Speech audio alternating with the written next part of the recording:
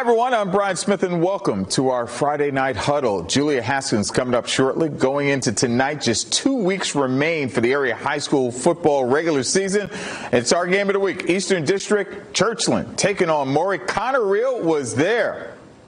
I was there, and Brian Smith was there for the pregame, but there was a celebrity guest appearance that overshadowed both of us. Who is this? This is Brandon Hillman. Brandon Hillman, as a true freshman, has 2 tackles for the Michigan Wolverines last season, but that's not all. Brandon Hillman was the 2022 All-Tidewater quarterback for the Churchland Truckers. Most thought Brandon Hillman moving on meant the Truckers would struggle. That hasn't been the case. They're unbeaten in the Eastern District going into tonight, and Brandon Hillman still got it. Look at the one-handed snag and then 2 little tiny one-handed snags right after that. So Churchland doing well, but here's the problem. The Maury Commodores would probably finish first in the Big Ten West this season, and that showed tonight. They pick up right from the beginning, all right? We have no issue from the jump. Melvin Lowe takes the pitch, breaks a tackle, accepts a tackle from his teammate into the end zone. 6-0 early. Maury wasn't done, and neither was Lowe. This time he's barely touched at all off the pitch. Takes it straight to the crib, almost runs right to the DJ booth to make a request.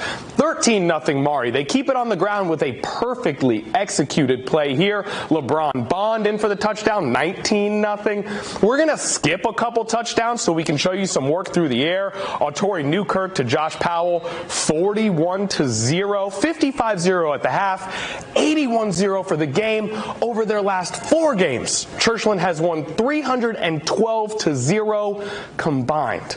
Julia Haskins, I'm sure the Cox game was totally normal and not stressful at all. Am I right?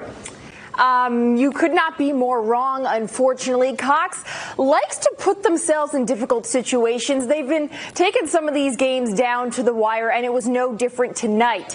Cox hosting Kemps Hill. First half, Cox only able to get a field goal up. They were trailing 14-3 here. Totally different team second quarter. 2 straight touchdowns, the second of which that's Tyree Jeffries. It was the go-ahead score. Kempsville would not shy away, though. That's Sawyer Whitmore 3 yards in to put them back in front, 21-15. But fourth quarter, we've got Gerald Simmons with the 45 yards downfield to set up what would be the game winner. Gage Treffrey with the quarterback keeper late in the fourth quarter. Cox tops Kempsville 22-21. 3 of their last 4 wins coming by 3 points or less. Green run on the road at Tallwood. Karan Reams-Jones starting off the Stallions well, 9 yards in. 7-0 Green run. Second quarter, though, Tallwood counters. Jacob Rojas finds Jordan Mittenall to deadlock at 7-all. But, guys, this was Green run the rest of the way. Kason Farrar, he leads Hampton Roads in passing yards, finds the Virginia Tech commit Keelan Adams. He leads the area in receiving yards. They go up 14-7 with that one. They take it 47-7.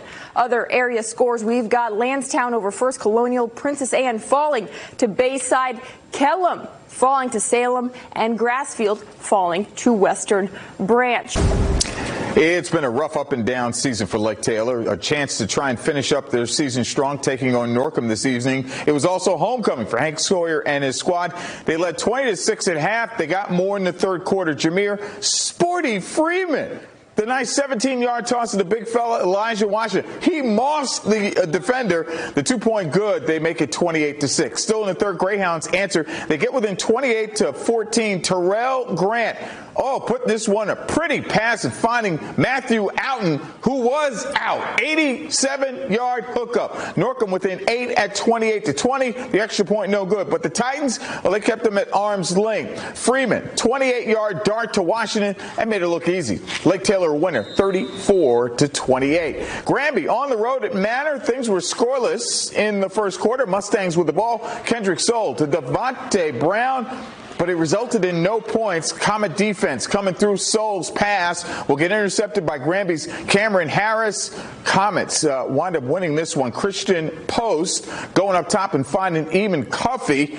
He's off to the races. 80-yard hookup They wound up winning it 30-8. Indian River having a time against Great Bridge.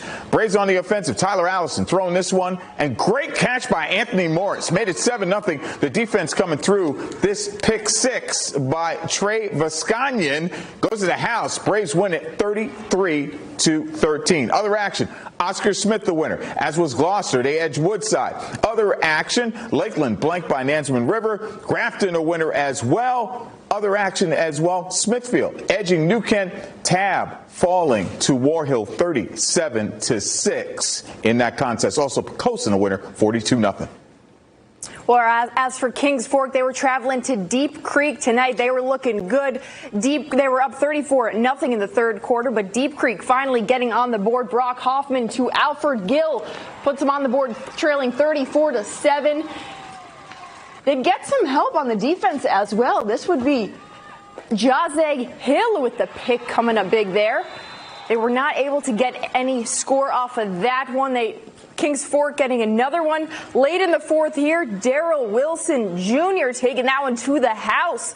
Kings Fork wins that one 48-7, improving to 9-0. We've got some other scores for you tonight. St. Anne's Belfield over Isle of Wight. Norfolk Christian over Roanoke Catholic.